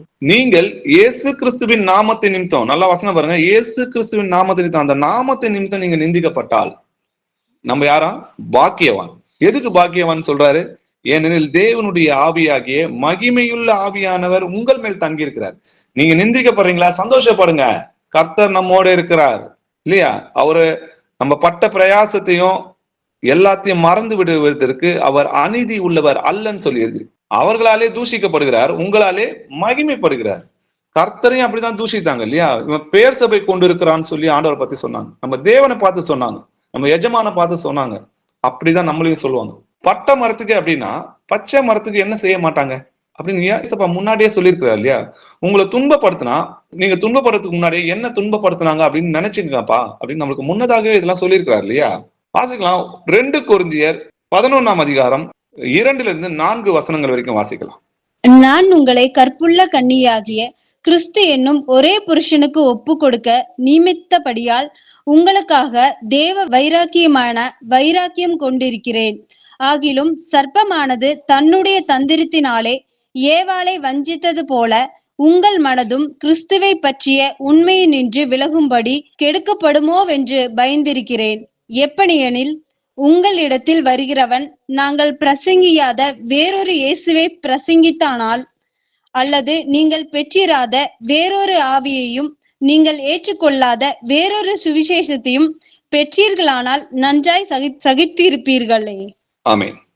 நான் உங்களை கற்புள்ள கன்னிகையாகிய கிறிஸ்து என்னும் ஒரே புருஷனுக்கு ஒப்பு கொடுத்திருக்கேன். அப்ப நமக்கு ஒரே தேவன் தான் இருக்கிறார் இல்லையா? அவர் தான் கிறிஸ்து தான் நம்மளுக்கு என்ன பண்ண, தேவன் தான் நமக்காக கிறிஸ்துவாய் இறங்கி வந்து ரட்சித்தார். பிள்ளைகள் மாம்சமும் ரத்தத்தை உடையவராய் இருக்க அவரும் நான் யாரு? பிதாவும் நம்மை போல மாம்சமும் ரத்தத்தை உடையவரான தேவன் மாம்சத்தில் வெளிப்பட்டார்னு எழுதியிருக்கு. தேவகுமாரன் மாம்சத்தில் வெளிப்பட்டார்னு சொல்லி எழுதல. அப்போ நமக்கு ஒரே தேவன் தான் இருக்கிறாரு, அவர் தான் நமக்காக இறங்கி வந்தார். அதனாலதான் கற்புள்ள கன்னிகைன்னு சொல்லி சொல்றாரு. நம்மளுக்கு 3 புருஷன் இருக்கிறான்னு சொன்னா அது வேசி இல்லையா? அது வேசித்தன ஆவியை உடையதுன்னு சொல்லி நம்ம ஏற்கனவே பார்த்தோம். இன்னைக்கு அநேகர் திருத்துவத்துல விழுந்து கொண்டு சத்தியத்தை தூஷிக்கிறாங்க இல்லையா? அவங்க ஒன்லி ஜீசஸ் நம்மளை பார்த்து கேட்கறாங்க. அவரோட நாமத்தை நிமித்தம் நம்ம என்ன பண்றோம்? நிந்திக்கப்படுறோம். எப்போ இயேசு கிறிஸ்து நாமத்துல ஞானஸ்நானம் எடுத்து அவருக்காக நிற்கணும்னு நம்ம நினைத்ததுனாலதான் இன்னைக்கு நம்மளுக்கு நிந்தைகளும் பாடுகளும். அதனாலதான் ஆண்டவர் சொல்றாரு, அந்த நிந்தைகளும் பாடுகளும் உங்களுக்கு நடந்துச்சுன்னா நீங்க கவலைப்படாதீங்க, சந்தோஷமா இருங்க. ஏன்னா தேவனுடைய ஆவியானவர், மகிமையின் ஆவியானவர் நான் உங்க மேல தங்கி இருக்கிறாரு, பயப்படாத, நான் உன்னோட இருக்கிறேன்றார். நம்ம படுற பிரயாசத்தெல்லாம் மறந்து விடுவதற்கு அவர் அநீதி உள்ளவர் கிடையாது. உங்க நாமம் ஜீவ புஸ்தகத்துல எழுதியிருக்குப்பா, அதனால சந்தோஷப்படுங்கன்னு சொல்றாரு. ஏன்னா உங்களிடத்தில் வருகிறவன் நாங்கள் பிரசங்கியாத வேறொரு இயேசுவை பிரசங்கித்தால், அப்போ நாங்கள் பிரசங்கிக்காத வேறொரு இயேசுவை பிரசங்கித்தால் அல்லது வேறொரு ஆவியை பெற்றால், நீங்கள் ஏற்றுக்கொள்ளாத வேறொரு சுவிசேஷத்தை பெற்றிருந்தால் நல்லா சகித்திருப்பீங்களே. அப்போ இயேசு கிறிஸ்துவை என்னன்னு பிரசங்கிச்சாங்கன்னு பாத்தீங்கன்னா, இயேசு கிறிஸ்துவை கர்த்தர் என்று பிரசங்கிச்சாங்க. 2 கொரிந்தியர் 4ஆம் அதிகாரம் 5வது வசனம் நீங்க படிச்சீங்கன்னா, நாங்கள் எங்களையே பிரசங்காமல் இயேசு கிறிஸ்துவை கர்த்தர் என்று பிரசங்கிக்கிறோம்னு சொல்லி எழுதியிருக்கு. அப்போ இயேசு கிறிஸ்துவை கர்த்தர் என்று பிரசங்கினா நம்மளுக்கு எத்தனை கர்த்தர் இருக்கிறாங்கன்னு கேட்டு பார்க்கணும். இஸ்ரவேலே கேள், நம்முடைய தேவனாகிய கர்த்தர் ஒருவரே கர்த்தர். முதலாம் மனுஷன் மண்ணால் உண்டானவன், 2ஆம் மனுஷன் வானத்திலிருந்து இறங்கி வந்த கர்த்தர். நம்முடைய கர்த்தர் யூத கோத்திரத்தில் தோன்றினார் என்று பிரசித்தமா இருக்கிறதுன்னு சொல்லி எழுதியிருக்கு. இப்பிரபஞ்சத்தின் பிரபுக்களில் ஒருவனும் அறியவில்லை, அறிந்தார்கள் ஆனால் மகிமையின் கர்த்தரை அவங்க சிலுவையில் அறிஞ்சிருக்க மாட்டாங்க. அப்போ இயேசு கிறிஸ்துவ தேவன்னு சொல்லி அறிக்கை பண்ணணும். அப்படி அறிக்கை பண்ணாம 3 பேரு 2 பேரு 4 பேருன்னு சொல்ற இவங்க எல்லாமே வேறொரு ஆவியை உடையவங்க, வேறொரு சுவிசேஷத்தை பிரசங்கிறாங்க. இப்படிப்பட்டவங்க சபிக்கப்பட்டவங்கன்னு சொல்லி எழுதியிருக்கு. வாசிக்கலாம், கலாத்தியர் 1ஆம் அதிகாரம் 8வது வசனம். நாங்கள் உங்களுக்கு பிரசங்கித்த சுவிசேஷத்தை அல்லாமல் நாங்களாவது வானத்திலிருந்து வருகிற ஒரு தூதனாவது வேறொரு சுவிசேஷத்தை உங்களுக்கு பிரசங்கித்தால் அவன் சபிக்கப்பட்டவனாய் இருக்க கடவன். ஆமேன். ஆமேன். நாங்கள் உங்களுக்கு பிரசங்கித்த சுவிசேஷத்தை அல்லாமல் நாங்களாவது வானத்திலிருந்து வருகிற ஒரு தூதனாவது வேறொரு சுவிசேஷத்தை, இயேசு கிறிஸ்துவ வேறொருவர்னு சொன்னாலே அது வேசித்தனாகும். நானே அவர் என்று நீங்கள் விசுவாசித்தால் உங்கள் பாவங்களினாலே சாவீர்கள் சொல்றாரு. அப்போ நானே அவர் என்று நீங்கள் விசுவாசியாவிட்டால் உங்கள் பாவங்களினாலே சாவீர்கள்னு சொல்றாரு. அப்ப இயேசு கிறிஸ்துவை கர்த்தர் என்று விசுவாசிக்கும். அப்படி வேறொரு சுவிசேஷத்தை பிரசங்கிட்டாங்கன்னா அவன் என்ன பண்ணா, அவன் சபிக்கப்பட்டவனா இருக்க கடவன் சொல்லி எழுது. அப்ப சபிக்கப்பட்டவன் ஆண்டவர் என்ன சொல்றாரு? பிசாசுக்காகவும் அவனுடைய தூதனுக்காகவும் ஆயத்தம் பண்ணிக்கிற ஆக்கணியில போங்கன்னு சொல்றாரு. இப்போ நம்ம எதனால இதை அறிஞ்சு கொண்டோம்னு பாத்தீங்கன்னா, இயேசு கிறிஸ்துவ தேவன்றத அவருடைய ஆவினால நம்ம அறிந்து கொண்டோம். அப்ப இயேசு கிறிஸ்துவை கர்த்தர் என்று அறிக்கை பண்ணுகிற எல்லோருக்குள்ளும் தேவனோட ஆவி இருக்குது. வாசிக்கலாம், 1 கொரிந்தியர் 2ஆம் அதிகாரம் 12, 13 வசனங்களை வாசிக்கலாம். நாங்களோ உலகத்தின் ஆவியை பெறாமல் தேவனால் எங்களுக்கு அருளப்பட்டவைகளை அறியும்படிக்கு தேவனிலிருந்து புறப்படுகிற ஆவியை பெற்றோம். அவைகளை நாங்கள் மனுஷ ஞானம் போதிக்கிற வார்த்தைகளாலே பேசாமல் பரிசுத்த ஆவி போதிக்கிற வார்த்தைகளாலே பேசி ஆவிக்குரியவைகளை ஆவிக்குரியவைகளோட சம்பந்தம் படுத்தி காண்பிக்கிறோம். ஆமேன். ஆமேன். நாங்களோ உலகத்தின் ஆவியை பெறாம, அப்போ உலகத்துல ஒரு ஆவி இருக்குல்ல, யாரு? இந்த உலகத்தின் அதிபதியாக பிசாசோட ஆவி. அப்போ அந்த ஞானம், இந்த உலகத்தின் ஞானம் என்னது? பிசாசோட ஆவி. அதனாலதான் இந்த உலகத்தின் ஞானத்தை தேவன் பைத்தியமாக்கவில்லையான்னு சொல்லி எழுதியிருக்கு.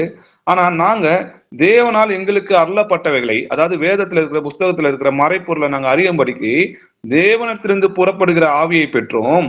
அவைகள் நாங்கள் மனுஷ ஞானமாய் போதிக்கிற வார்த்தைகளாக பேசாம பரிசுத்த ஆவி போதிக்கிறார் பாத்தீங்களா, அந்த வார்த்தைகளால பேசி ஆவிக்குரியவர்களை ஆவிக்குரியவோட சம்மந்தப்படுத்தி பாக்குறோம். அப்போ வேத வசனங்கள்லாம் ஆவிக்குரியது, எழுத்தா பார்த்தா கொல்லும்.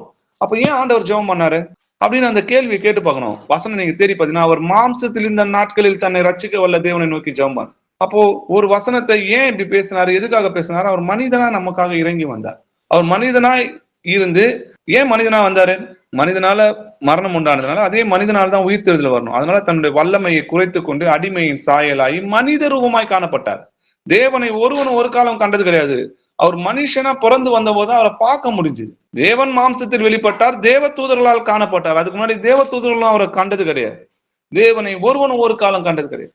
அப்படிப்பட்ட தேவன் நமக்காக மனிதனா இறங்கி வந்து நம்மளை ரட்சித்தார்னு சொல்லி அந்த ஆவிக்குரிய வசனங்களை நம்ம ஆராய்ந்து பார்க்கும்போது நமக்கு என்ன தெரியுது? இயேசுவை கர்த்தர் என்றதை நம்ம அறிந்து கொள்வோம். இது தேவனுடைய ஆவி இல்லாதவன் அதை ஏற்றுக்கொள்ள மாட்டான். வாசிக்கலாம் 1 கொரிந்தியர் 2ஆம் அதிகாரம் 14வது வசனம் வாசிக்கலாம்.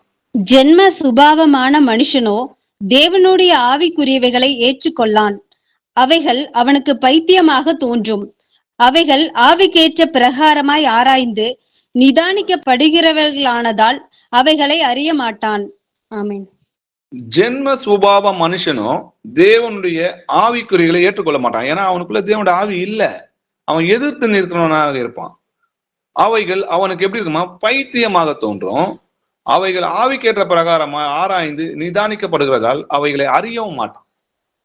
நான் ஒருத்தர்கிட்ட போய் ஒரு பெரிய போதகர் ஒருத்தர் இருக்காரு, அவர்கிட்ட நான் போய் சொல்றேன் இயேசு கிறிஸ்து தான் தேவன்னு சொன்னா, ஏன்பா அவர் பிதா கிட்ட பேசுறதுக்கான எவ்வளோ வசனம் இருக்குப்பா, போப்பா அப்படி சொல்லி என்ன அனுப்பிச்சாரு. அவர் பேசின யூடியூப்ல பேசின இது கூட வீடியோ கூட இருக்கு. இன்னைக்கு இயேசுவை கர்த்தர் என்று தெரியாத உனக்குள்ள என்ன ஆவி இருக்குது? அப்போ ஆவிக்குரியதை ஏன் ஆராய்ந்து பார்க்கல? அவர் எல்லாம் பழைய ஏற்பாட்டுல பாத்தீங்கன்னா யெகோவா தேவனை தான் கர்த்தர்னு சொல்றாங்க. புதிய ஏற்பாட்டுல இயேசு கிறிஸ்துவ தான் அவங்க அப்போஸ்தலர்லாம் கர்த்தர் என்றும் தேவன் என்றும் மகா தேவன் என்றும் சர்வத்திற்கு மேலான தேவன் என்றும் மெய்யான தேவன் என்றும் போதிக்கிறாங்க. அப்போ நமக்கு எத்தனை தேவன் இருக்க முடியும்? ஒரே பிதா நம்மை உண்டாக்கவில்லையா? ஒரே தேவன் நமக்கு இல்லையான்னு சொல்லி எழுதியிருக்குது இல்லையா? அப்போ இஸ்ரவேலை கேள், நம்முடைய தேவனாய் கர்த்தர் ஒருவர்னு எழுதியிருக்குது. ஏன் உன் கண்கள் திறக்கப்படலைன்னா அவங்களுக்குள்ள தேவனுடைய ஆவி இல்லை. இப்பிரபஞ்சத்தின் பிரபுக்களில் ஒருவனும் அறியவில்லை, அறிந்தார்களானால் மகிமையின் கர்த்தரை அவங்க சிலுவையில் அறிந்திருக்க மாட்டாங்க. நமக்கோ தேவன் தம்முடைய ஆவியினால் வெளிப்படுத்தினார்னு சொல்லி எழுதியிருக்கு. அவங்க ஏன் இன்னைக்கு அதை புரிஞ்சுக்காம இருக்கிறாங்கன்னா, கனநித்திர ஆவியையும் காணாத கண்களையும் கர்த்தர் கேளாத காதுகளையும் அவங்களுக்கு கொடுத்தாருன்னு சொல்லி எழுதியிருக்கு. வாசிக்கலாம் ரோமர் 11ஆம் அதிகாரம் 8வது வசனம். கனநித்திரையின் ஆவியையும் காணாதிருக்கிற கண்களையும் கேளாதிருக்கிற காதுகளையும் தேவன் அவர்களுக்கு கொடுத்தார் என்று எழுதியிருக்கிறபடி ஆயிற்று. ஆமீன். ஆமீன். கனநித்திர ஆவின்னு சொல்லி இதுல எழுதியிருக்கு இல்லையா? என்ன அது கனநித்திர ஆவி? அந்த வசனங்களை எடுத்துட்டு போய் இந்த வசனம் நம்ம தேடி தேடி ஆராய்ஞ்சு கத்துக்கிட்டோம் இல்லையா? அவ்வளோ கஷ்டப்பட்டு ஆண்டவர் நம்மளுக்கு வந்து கொஞ்சம் நாள் ஆச்சு இல்லையா? நம்ம கத்துக்கிறதுக்கு, இதை ஆண்டவர் அறிஞ்சுக்கிறதுக்கு கொஞ்சம் நாள் ஆச்சு. இந்த பொக்கிஷத்தை எடுத்துட்டு போய் அவங்க கிட்ட போயிட்டு இந்தாங்க இந்த வசனம் பாருங்க இப்படி இருக்குங்கன்னு சொல்லி எல்லா வசனத்தையும் டைப் பண்ணி எடுத்துன்னு போய் கொடுத்தா கூட அவங்க பார்த்தாலும் அவங்களுக்கு புரியாது, அவங்க ஏற்றுக்கொள்ள மாட்டாங்க. ஏன்னா காணாது இருக்கிற கண்ணையும் கேளாது இருக்கிற காதையும் தேவன் அவர்களுக்கு கொடுத்தார் என்று எழுதியிருக்கிறபடி அப்படி நடந்துச்சு. அவங்களுக்கு கனநித்திர ஆவி இருக்கிறதுனால இந்த வசனம் எல்லாம் அவங்களுக்கு அவங்க பைத்தியமாக தோன்றும். ஆனா நமக்கு எப்படி இதை புரிஞ்சு கொள்றதுக்கு ஆண்டவர் கொடுத்தாருன்னா, பிரகாசிக்கிற மனக்கண்ணை ஆண்டவர் கொடுத்தார். அப்போ இப்பிரபஞ்சத்தின் தேவனான அவன் கண்களை குருடாக்கினான், நம்ம அதை அறிஞ்சு கொள்றதுக்கு பிரகாசிக்கிற மனக்கண்ணை கொடுத்தாருன்னு சொல்லி வேதம் எழுதியிருக்கு. வாசிக்கலாம் எபேசியர் 1ஆம் அதிகாரம் 17 - 19 வசனம் வரைக்கும் படிக்கலாம். நம்முடைய கர்த்தராகிய இயேசு கிறிஸ்துவின் தேவனும் மகிமையின் பிதாவுமானவர் தம்மை நீங்கள் அறிந்து கொள்வதற்கான ஞானத்தையும் தெளிவையும் அளிக்கிற ஆவியை உங்களுக்கு தந்தரல வேண்டும் என்றும், தாம் நம்மை அழைத்ததினாலே நமக்கு உண்டாயிருக்கிற நம்பிக்கை இன்னதென்றும், பரிசுத்தவான்களிடத்தில் தமக்கு உண்டாயிருக்கிற சுதந்திரத்தினுடைய மகிமையின் ஐஸ்வர்யம் இன்னதென்றும், தாம் கிறிஸ்துவை மரித்தோரிலிருந்து எழுப்பி அவரிடத்தில் தான் நடப்பித்த தமது பலத்த சத்துவத்தின் வல்லமையின்படியே விசுவாசிக்கிறவர்களாகிய நம்மிடத்திலே காண்பிக்கும் தம்முடைய வல்லமையின் மகா மேன்மையான மகத்துவம் இன்னதென்றும் நீங்கள் அறியும்படிக்கு அவர் உங்களுக்கு பிரகாசமுள்ள மனக்கண்களை கொடுக்க வேண்டும் என்று வேண்டிக் கொள்ளுகிறேன். ஆமீன். ஆமீன். நம்முடைய கர்த்தராகிய இயேசு கிறிஸ்துவின் தேவனும் மகிமையின் பிதாவானவர் தம்மை நீங்கள் அறிந்து கொள்வது, அதாவது பிதாவை நீங்க அறிந்து கொள்வதற்கு ஞானத்தையும் தெளிவையும் அளிக்கிற ஆவியை உங்களுக்கு தரல வேணும். இயேசு கிறிஸ்து தான் பிதான்றதை நம்ம அறியணும். இதற்கு வேத வசனம் பார்த்தீங்கன்னா ஒண்ணுக்கு ஒண்ணு முரண்பாடா இருக்கும். ஏன்னா அந்த வசனம் தான் உங்களுக்கு இடருக்கான கல்லா இருக்குது இல்லையா? ஆனா ஆண்டவர் நான் என்ன சொல்றாரு பாருங்க, கர்த்தர் இதை நீங்க அறிந்து கொள்வதற்கு நான் தான் மனுஷனா வந்து உங்களை ரட்சித்தேன், நான் தான் உங்களோட தேவன் சொல்லி நம்ம அறிந்து கொள்றதுக்கு அவர் உங்களுக்கு பிரகாசம் உள்ள மனக்கண்ணை கொடுக்கும் என்று வேண்டிக் கொள்ளுங்க. இன்னைக்கு அதே பிரகாசம் உள்ள மனக்கண் இருந்ததுனால்தான் நம்ம இயேசுவை கர்த்தர் என்று ஏற்றுக்கொண்டு அவர் நாமத்துல ஞானஸ்தானம் பெற்று அவருக்காக காத்து கொண்டிருக்கிறோம். வாசிக்கலாம் 1 யோவான் 4ஆம் அதிகாரம் 2-3 வசனங்கள் வாசிக்கலாம். தேவ ஆவியை நீங்கள் எதனால் அறியலாம் என்றால், மாம்சத்தில் வந்த இயேசு கிறிஸ்துவை அறிக்கை பண்ணுகிற எந்த ஆவியும் தேவனால் உண்டாயிருக்கிறது. மாம்சத்தில் வந்த இயேசு கிறிஸ்துவை அறிக்கை பண்ணாத எந்த ஆவியும் தேவனாய் உண்டானதல்ல. வருமென்று நீங்கள் கேள்விப்பட்ட அந்தி கிறிஸ்துவனுடைய ஆவி அதுவே. அது இப்பொழுது உலகத்தில் இருக்கிறது. ஆமென். ஆமென். தேவ ஆவியை நீங்கள் எதனால் அறியலாம்னா, மாம்சத்தில் வந்த இயேசு கிறிஸ்துவை அறிக்கை பண்ணுகிற எந்த ஆவியும் தேவனால் உண்டாயிருக்கு. அப்போ மாம்சத்தில் வந்த இயேசு கிறிஸ்துவை என்னன்னு அறிக்கை பண்ணோம்? பவுல் என்னன்னு அறிக்கை பண்ணாரு? தேவன் மாம்சத்தில் வெளிப்பட்டார். தேவன் தான் மனுஷனா இறங்கி வந்தார்ன்றதுதான் சத்தியம். இப்போ 2 கொரிந்தியர் 4ஆம் அதிகாரம் 5வது வசனத்துல, நாங்கள் எங்களையே பிரசங்கியாமல் கிறிஸ்து இயேசுவை கர்த்தர் என்றும் எங்களையோ இயேசு கிறிஸ்து நிமித்தம் உங்கள் ஊழியக்காரர் என்றும் பிரசங்கிக்கிறோம். அப்போ இயேசு கிறிஸ்துவை கர்த்தர் என்றும், தேவன் தான் மனிதனாக இறங்கி வந்தார் என்றும், அவர் தான் மாம்சத்தில் கொலை கொண்டு ஆவியில் உயிர்ப்பிக்கப்பட்ட இன்னைக்கு நமக்குள்ள வாசம் பண்ணுகிறார் என்றும், தேவன் ஒருவர் என்றும், அவரே சர்வவல்லமையுள்ள உள்ள தேவனாகிய கர்த்தராகிய இயேசு கிறிஸ்துன்னு அறிக்கை பண்ணும். நமக்கு ஒரே தேவன் தான் இருக்கிறார், அவர் தான் நமக்காக இறங்கி வந்தார். மாம்சத்தில் வந்த இயேசு கிறிஸ்துவை தேவன் என்று அறிக்கை பண்ணுகிற எல்லாரும் தேவனால் உண்டாயிருக்கிறாங்க. அப்படி அவரை அறிக்கை பண்ணாத எந்த ஆவியும் தேவனால் உண்டானது கிடையாது. 3 பேரு, இந்த யெகோவா விட்னஸ், இந்த மாதிரி அநேகர் இருக்கிறாங்க இல்லையா, கள்ள போதகம், இவங்க எதுவுமே தேவனால உண்டானது கிடையாது. நீங்கள் வரும் என்று கேள்விப்பட்ட அந்த அந்தி கிறிஸ்துவோட ஆவி அதுதான். அது அப்பவும் உலகத்துல இருந்தது, இன்னைக்கும் அது கிரியை செஞ்சு கொண்டு இருக்குதுன்றதை நம்ம பாக்குறோம். கர்த்தர் தம்முடைய வாயின் சுவாசத்தினால அவனை அழிப்பாருன்றதை நம்ம படிச்சிருக்கு. இப்போ இன்னைக்கு அநேக ஆவிகளை நம்ம பார்த்தோம். இதோட தொடர்ச்சியும் இருக்கு. இதோட தொடர்ச்சியை நம்ம அடுத்த வாரம் பார்க்கலாம். அப்போ வேதத்துல இருக்கிற அநேக ஆவிகளை பத்தி நம்ம பார்த்தோம். அதை எப்படி பகுத்தாராயணுன்றதை பார்த்தோம். இதை தொடர்ச்சியை நம்ம அடுத்த வாரம் தொடர்ந்து இதை கவனிக்கலாம். ஆமென். அப்பா, உம்மை துதிக்கிறோம், உம்மை போற்றுகிறோம். நீ நல்லவர், வல்லவர், இரக்கமும் நீதியும் கிருபையும் உள்ளவரா இருக்கிற கர்த்தாவே. அப்பா, எங்களுக்கு ஆவிகளை பகுத்தறிகிற வரங்களை எங்களுக்கு கொடுங்கப்பா. அதை எப்படி நாங்க பகுத்து அறியணும், அதை எப்படி நாங்கள் சோதித்து அறிஞ்சு பார்க்கணும், அது எப்படி நாங்க அதை கற்றுக்கொள்ளணும்ன்றது எங்களுக்கு சொல்லி கொடுங்கப்பா. நாங்கள் இது முதல் கொண்டு ஒருவனையும் மாம்சத்தில் அறியும் கர்த்தாவே. அவங்களுக்குள்ள யார் பேசுறா, எப்படி பேசுறாங்க, எதனால பேசுறாங்க, அந்த சிந்தை மாம்ச சிந்தையா இல்ல ஆவிக்குரிய சிந்தையா, தேவனுக்கு ஏற்றவர்களை சிந்திக்கிறாங்களா, மனுஷனுக்கு மாம்சத்துக்கு ஏற்றவர்களை சிந்திக்கிறாங்களா, எங்களை நரகத்துக்கு கொண்டு போன வழிகளை காட்டுறாங்களா, இல்ல தேவனுடைய ராஜ்யத்துக்கு கொண்டு போற வழிகளை அவங்க காண்பிக்கிறாங்களா, அவங்க கடிந்து கொண்டு புத்தி சொல்லும் போது நாங்க சோர்ந்து போறோமா, இல்ல அது ஆவியானவர் பேசுறாரா, இல்ல யார் பேசுறா, அவங்களுக்குள்ள எந்த இதுல பேசுறாங்க, எந்த ஆவியில பேசுறாங்க அப்படின்றத அறிந்து கொள்கிற புத்தியையும் ஞானத்தையும் ஆலோசனையும் ஆவின்னு சொல்லி எழுதியிருக்கப்பா. அந்த எங்களுக்கு அந்த ஆலோசனையை கொடுங்கப்பா. அதை அறிந்து கொள்கிறதுக்கு ஞானத்தையும் அறிவையும் உணர்வையும் கொடுக்குற ஆவியை கொடுங்கப்பா. அன்பும் பலனும் உள்ள ஆவின்னு சொல்லி எழுதியிருக்குப்பா. எங்களுக்கு பயமுள்ள நீங்க ஆவியை கூடாம அன்பும் பலனும் புத்தியும் ஞானமும் உள்ள ஆவியை கொடுத்திருக்கிறது கர்த்தாவே. அந்த ஞானத்தை நான் உங்களுக்காக பயன்படுத்தணும் கர்த்தாவே. நீங்க எத்தனை வரங்கள் கொடுத்திருக்கிறீங்களோ அத்தனை வரத்தையும் உங்களுடைய ஊழியத்துக்காகவும் சபை வளர்ச்சிக்காகவும் உங்களுடைய பிள்ளைகளுக்காகவும் பக்தி விருத்திக்காகவும் நாங்கள் பயன்படுத்த எங்களை தாமே உம்மிடத்தில் ஒப்பு கொடுக்கிறப்பா. எங்கள் ஆவிகளை நாங்கள் அனல் முட்டி எழுப்பி உங்களுடைய சுவிசேஷ வேலைக்காக நாங்கள் பிரயாசப்படும்படியாக கிருபை செய்யுங்கப்பா. எங்கள் மாம்சத்தில் இருக்கிற சோர்வுகளை எல்லாம் எடுத்து போடுங்கப்பா. அதை நாங்கள் தூக்கி எறிஞ்சிட்டு ஆவிக்குரிய வாழ்க்கையில பிரயாசப்பட்டு உமக்காக இன்னும் அதிகமாக நாங்கள் ஓடி போனப்பா. அப்பா தேவனே, என் ஆண்டவரே, ஆவியில பெற்ற நாங்கள் மாம்சத்துல நாங்க சோர்ந்து போவாதபடி கர்த்தாவே எங்களை உங்களுடைய ஆவினால எங்களை பலன்படுத்துங்க. எங்களோட குறைகள், எங்களோட மீறுதல்கள், எங்களோட அக்கிரமங்கள் எல்லாவற்றையும் மன்னித்து கர்த்தாவே நாங்க இன்னும் அதிகமா உங்களுடைய ராஜ்யத்துக்கான காரியங்களை நாங்கள் செயல்பட்டு அதன்படி நடக்க இங்க நிற்கிற எல்லாரோடும், இங்க கேட்கிற எல்லா சகோதர சகோதரி மேலும் உங்களுடைய ஆவியை தாங்க கர்த்தாவே. உங்களுடைய ஆவியின் வரங்களை அவங்களுக்கு பொழியும் செய்யும் கர்த்தாவே. பெந்தெகோஸ்தே நாள்ல செய்தது போல செய்யும் கர்த்தாவே. அவங்களுக்கு எழுப்புங்கப்பா. இன்னும் அறுவடைக்கு ஆட்கள் குறைவா இருக்கிறாங்கப்பா.